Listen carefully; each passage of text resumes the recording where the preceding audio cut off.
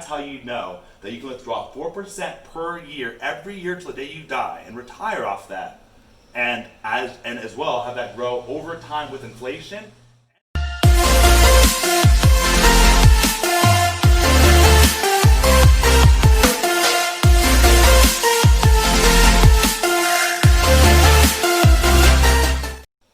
Hi, this is Joshua Ruskin, and today I thought we should talk about money. So, in the second video about personal finance, I thought I'd give you an overview of the strategy of the personal finance that we should actually follow, the game of personal finance. So, just to give you guys a little bit of overview, this is actually from Robert Kiyosaki and like Rich Dad, Poor Dad, a general idea of what the strategy should be.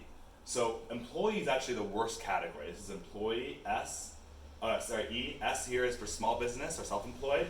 B is for big business. I is for investor. There's a reason why you want to go from this left side to this right side as well as move down. So generally how this starts is you start as an employee and then become self-employed business investor. It's usually how this works. Obviously you want to skip if you can, but employee is the worst essentially because of income tax. What happens is this is the one that's taxed the most. It's the one that governments take the most money from to fund all the projects. So this one, even if you made $100 here, you keep the least amount of it. S has the same taxes as E, however there's a huge big difference, that's write-offs. So everything you do for your business, even if it's also for personal, you can write off and take less profit. So these guys, they pay taxes on their total income, on total revenue. Whereas S, even though they pay the same amount as E, they pay taxes solely on their profit. And that's the huge difference here.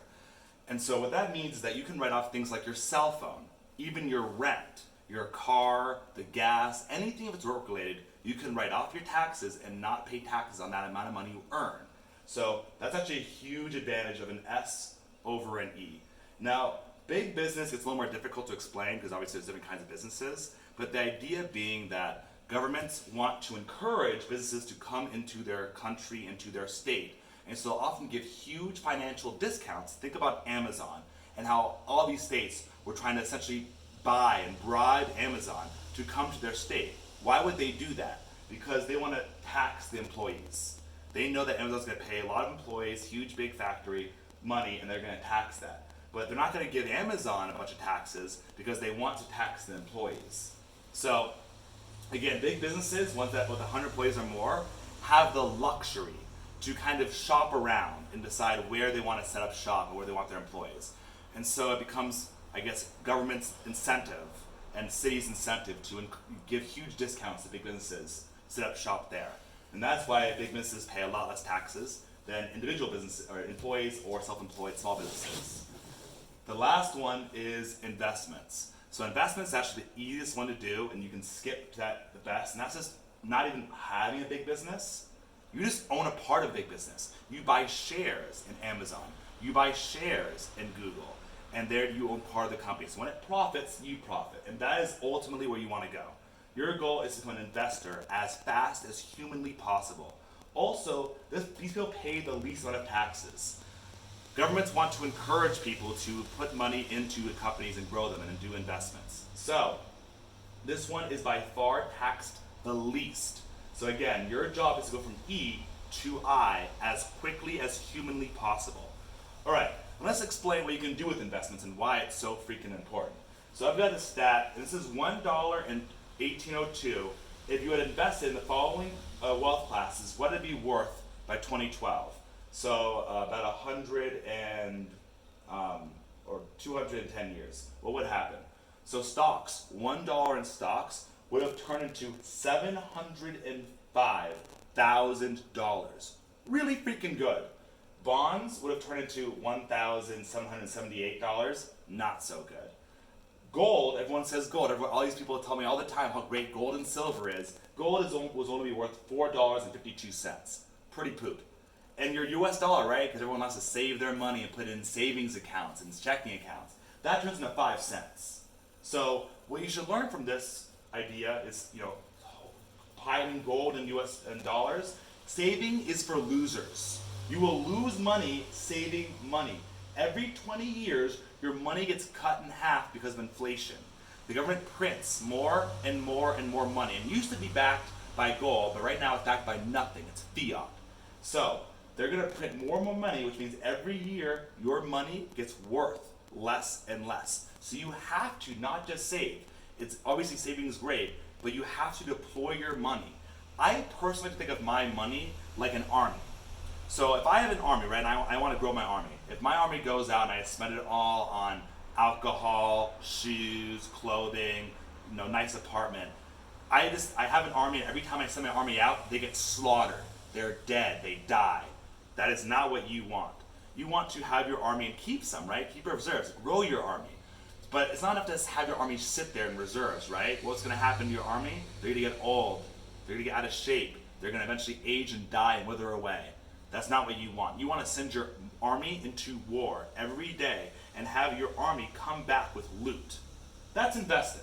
When I think of investing, I think of my army being deployed out to try to gain me loot. So think about it like that. Think about what do you want to do with your army.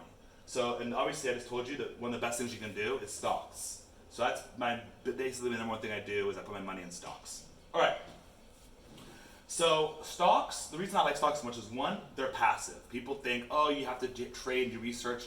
I can tell you the two people that make most money in the stock market are people that forgot their passwords and people that died. That's passive, right? Because these people are not trading. Those two people are passive investors. People that die are people that forgot their passwords. The people that are not passive, people that are constantly trading, make less money than people that are passive. So stocks are indeed passive. Next, they do on average 9.8% growth per year, almost 10%, which means essentially if it was 10%, every 7.2 years, because 7.8 was to say, every 7.5 years your money doubles. So if we're to do that in 15 years, you've had 4 times your money. 22.5 years, 8 times. And in 30 years, 16 times your money. So again, invest yesterday. And then the big strategy of how you'd want to actually do this personal finance and how you'd actually want to retire is something called this 4% rule. I explain how this 4% rule, but it generally means that you withdraw 4% of your stocks per year, and you should be able to live off of that rule indefinitely. Now, how can that work? How can you withdraw 4% and constantly be able to keep doing that and grow with inflation? Well, it's easy. Again, we're going to say we know that the stocks grow 9.8% per year on the S&P 500 index fund. We're going to go conservative and say we're going to be at 8% because America is doing really well. Let's say it goes down a little bit, but 8% is very good. Again, a lot of these companies in the S&P 500 are international. Think McDonald's, think Microsoft, think Apple, think Google. So again, we're going to do conservative. We're going to go 8% conservative. And with inflation is between 2 and 3%. I'm going to go conservative and go 3%. So we're going to make these numbers again as conservative as possible. 8 minus 3, be 5% less. We're still going to go more conservative. You only withdraw 4%. And that's how you know that you can withdraw 4% per year, every year till the day you die, and retire off that. And as well have that grow over time with inflation, and it's over time because this is conservative strategy. This should actually give you a lot more. So that's how you're generally going to want to do this. That's how you're going to retire. That's how you're going to have your choices and your freedom, is you're going to follow this rule, this 4% rule. And it's whatever number you need, right? We talked about last video that $75,000 is all you really need to maximize your happiness. So my suggestion, if that rings true to you, would be this to withdraw $75,000 a year, or the easier number would be $80,000. If we do the 4% rule, and we want to do we want $80,000, that would essentially mean we'd need about $2 million in stocks. And if we had $2 million in stocks, we could every year withdraw $80,000 and increase that over time with inflation and because we're conservative. So that's the strategy. Again, I'm going to go over this real quick. We want to go from employee to investor as quickly as humanly possible. Next, we're going to want to put it in stocks because savings is for losers. We put it in stocks. That has the highest ROI.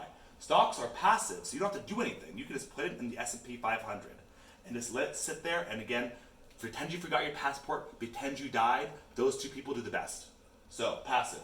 We're going to get about 10% a year, but we're going to conservatively estimate we're going to get 8% a year. And we're going to draw every year when we decide that we want to retire, when we decide that we want freedom, we want to be financially independent, we're done, we're retired. We're going to draw 4% a year, and we should be able to do this forever. and never have to worry about, oh no, if I don't die by the time I'm 95, I'm bankrupt. Doesn't matter. You'll live forever. You don't ever have to worry about when you need to die. And don't worry about that. You can live as long as you can live. And when you do pass away, you can give this to charity. Like we said, giving is the number one way to be happy, or to your children. So, this is the game of personal finance. This is the strategy I suggest you follow. And until next video, take care. Bye.